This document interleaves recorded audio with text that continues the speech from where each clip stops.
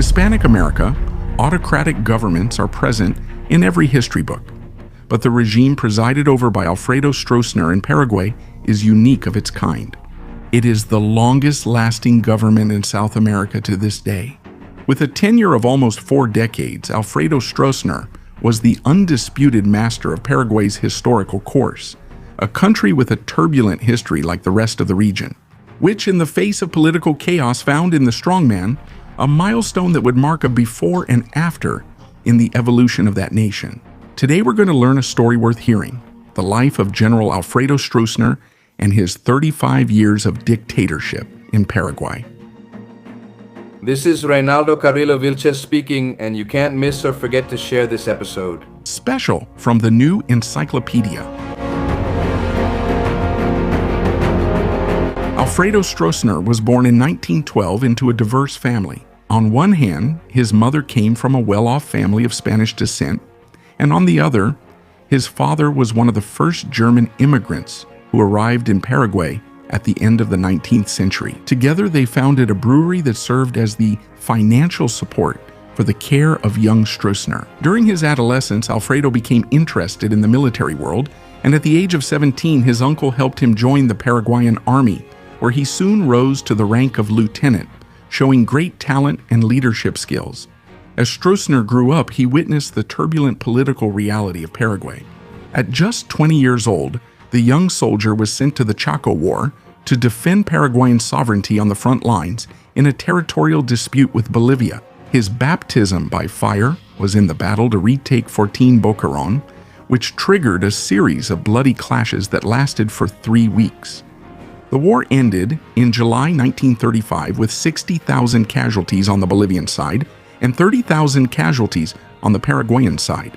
The strong military performance of Paraguay accelerated Stroessner's rise in the army, as in the following years, he moved up through the ranks until becoming a staff officer in 1945.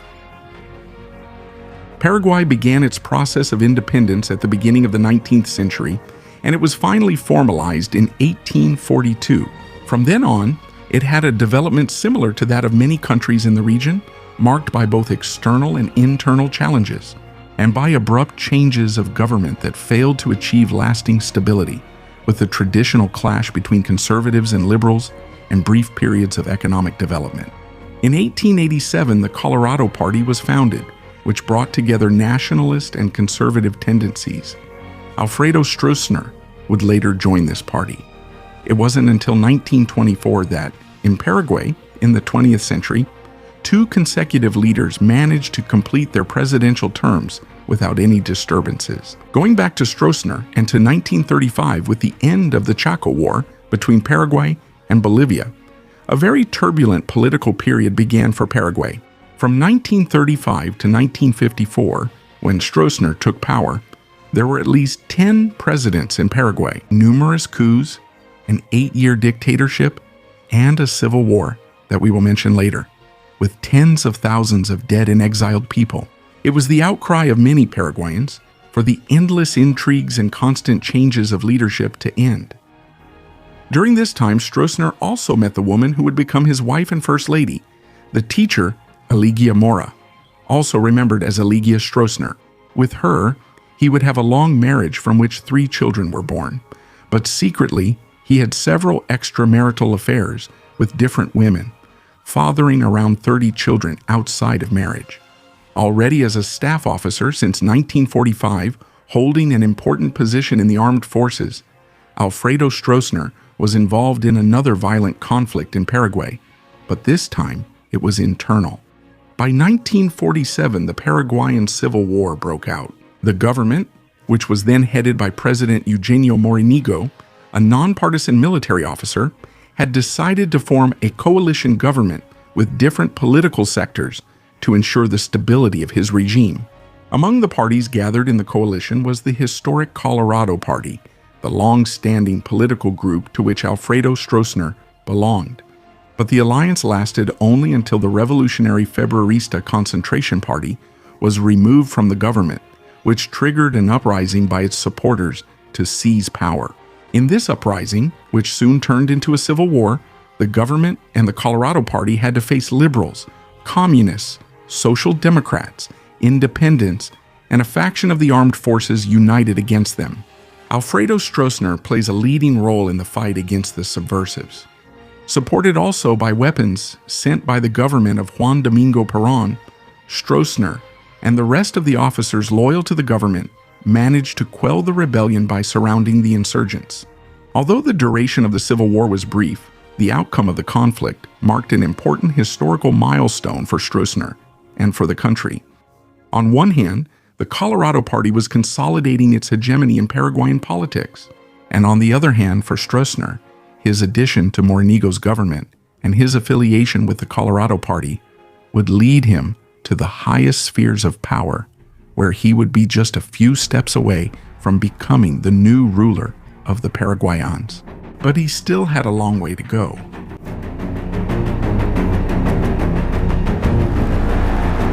The Civil War resulted in more political instability and social unrest. The armed forces suffered heavy casualties, and internal power struggles grew even more intense.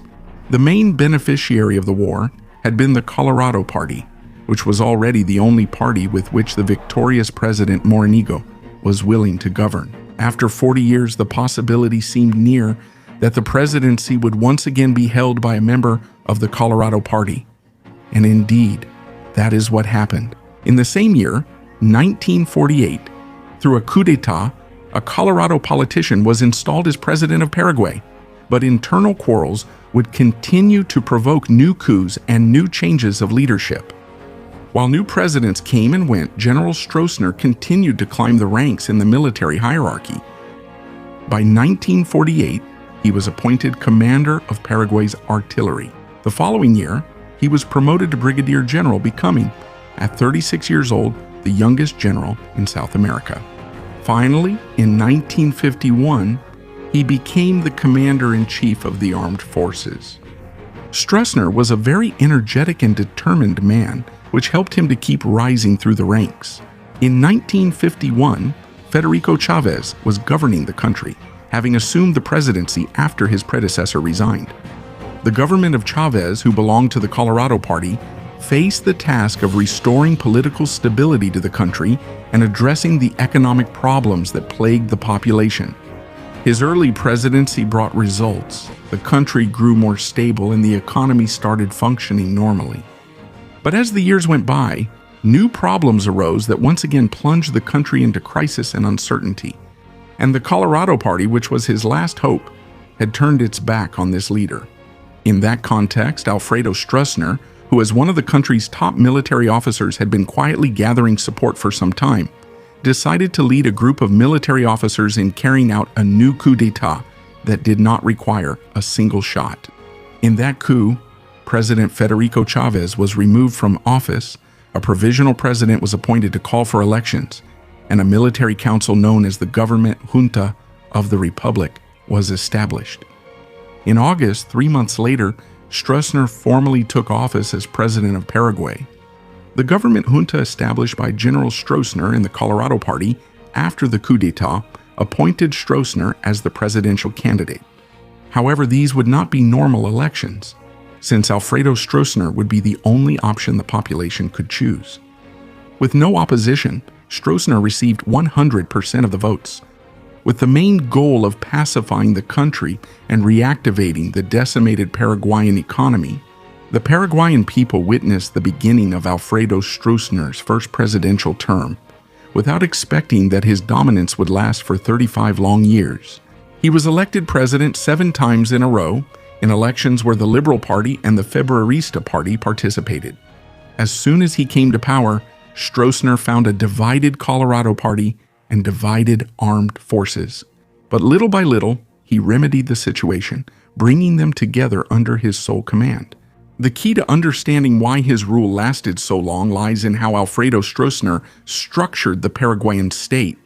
The common practice among the military regimes of the time was to base the government's power on a single pillar, the armed forces. That's what Marcos Pérez Jiménez did in Venezuela and Manuel Odría in Peru. But Stroessner went even further. Apart from the armed forces, he added another foundation to his government, the Colorado Party, which already enjoyed a lot of influence in Paraguayan politics.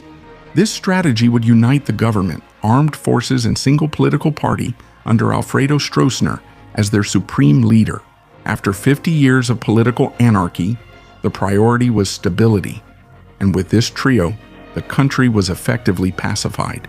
Conflicts and decisions were settled through Stroessner, and he was the guarantor of order and the distribution of favors.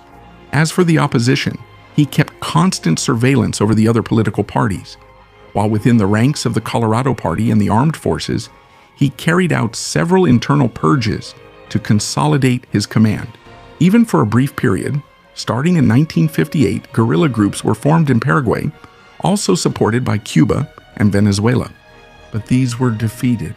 According to the Truth and Justice Commission that was created after his long rule, during his regime there were almost 19,000 victims of mistreatment, 337 disappeared, and 58 executed, especially communists and unionists. Likewise, it is estimated that more than 3,000 opponents had to go into exile. Over time, Stroessner would become more tolerant of the parties. In the economic field, the policies of Stroessner's government bore good fruit. Stroessner was also facing a serious economic and social situation in the country. During much of his term, Paraguay experienced a period of economic growth, driven mainly by agriculture, livestock, and hydroelectric power production. High levels of smuggling, aided by Paraguay's strategic location, also benefited the country. Stroessner also encouraged foreign investment and promoted major infrastructure projects, giving the country a strong base for trade and social development. What was Paraguay experiencing? At this time, poverty and unemployment fell, but socioeconomic inequality rose. It was not a liberal economic policy, but rather a pragmatic, developmentalist, and Keynesian approach, aimed at encouraging private activity but with strong state involvement. The financial discipline during Stroessner's era and the stability of the currency have also been praised. In the ideological field, Alfredo Stroessner did not follow a defined political ideology. The only trait that regularly stood out in his government was the strong anti-communism he proclaimed in his speeches, along with a nationalist-leaning narrative. His opposition to the far left and his commitment to fighting Marxist guerrillas was consistent with the alliance and support he received from the United States during his term, although the United States itself would eventually withdraw their support and later facilitate his departure. In its rhetoric, the regime appealed to nationalism, with constant references to Paraguayan bravery demonstrated in the continuous wars the country had suffered. And around the figure of Stroessner, a cult of personality was built that exalted his patriotism and his historic leadership in the Colorado Party. With his name present everywhere in the country, Stroessner exercised the presidency in this same highly personal way. It was a patrimonialist government in which the strongman was the guarantor of public order, and therefore the one who had to manage the interests of the various Paraguayan sectors. He won some over through persuasion, bought others, distributed privileges, and persecuted others. And as the years went by, in the highest spheres of power, networks of business and trade were built, along with economic monopolies in which those close to the government participated. One of the most notable projects from his government is the Itaipu Dam. Built in collaboration with Brazil, this impressive hydroelectric project located on the Paraná River became one of the largest energy generators in the world and remains an important source of electricity for Paraguay and Brazil. Likewise, his government carried out a vast transportation infrastructure plan that included the construction of many highways, bridges, and transportation systems that improved connectivity and facilitated trade both within and outside the country. To capitalize on the triple border with Brazil and Argentina, Stroessner's government promoted Ciudad del Este's development in the country's easternmost region. Since its rapid economic takeoff in the 1970s, the city has been an important commercial and business center in the region, attracting tourists and merchants from all over the world. Currently, it surpasses the cities of Argentina and Brazil that are also located in the triple border region.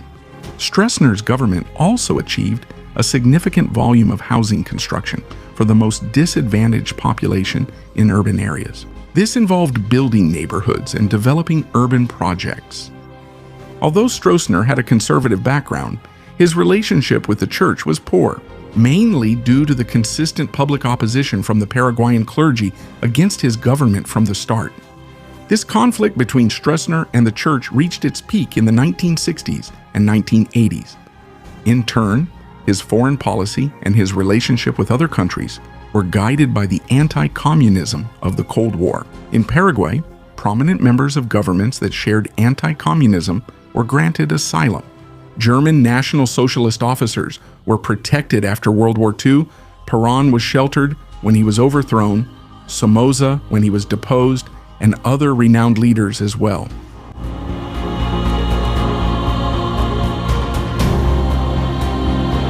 Paraguay underwent a substantial change during the 35 years of Stroessner's government, with all the positives and negatives that this regime may have had. Before Stroessner, Paraguay was a country devastated by internal conflicts. Chaos and political instability prevailed, and the economy, decimated by these problems, was mired in underdevelopment. Decades after the 1954 coup d'etat, Paraguay was a different country, with political strife subdued and a thriving economy. And this material and social progress came at the cost of a regime willing to use violence for political stabilization, as well as to distribute favors at its own discretion, as has been common practice for any government anywhere in the world at any time. Now, by the 1980s, Paraguay was beginning to experience a stagnation in its growth. After 3 decades, the public image of Alfredo Stroessner had eroded, and the political climate was leaning more toward the return of a democratic system. Added to this was the pressure from foreign powers, who had a policy of establishing electoral democracies around the world. Change came not only from the opposition but also from the United States, his greatest ally during his 3 decades in power. With the arrival of Ronald Reagan to the presidency, U.S. foreign policy decided to withdraw its support for Stroessner's regime, and thus his government began to lose strength in the country. All these circumstances led to the end of his long government after 7 presidential re-elections. In 1989, with the support of the United States, General Andrés Rodriguez led a coup d'etat that deposed Stroessner.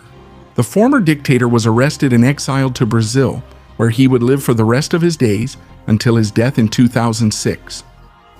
To this day, the Colorado Party remains dominant in Paraguayan politics, which is considered one of his legacies in the country's history.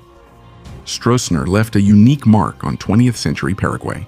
Some still celebrate his birthday and see him as the only man who was able to bring peace and public order to Paraguay, while many others have reduced his image to that of a violent tyrant who spread terror and corruption throughout the country. What history shows is that violence and peace, rather than being opposites, have often complemented each other in regions with tendencies toward anarchy and disintegration. Thank you all very much for watching this video. I remind you that you give us great support by leaving your comments, liking the video, subscribing to the channel, sharing the video with all your friends, and clicking the bell to activate notifications. This was Reynaldo Carrillo Vilches speaking. This is the New Encyclopedia. As always, we thank you for all your support and many blessings to everyone.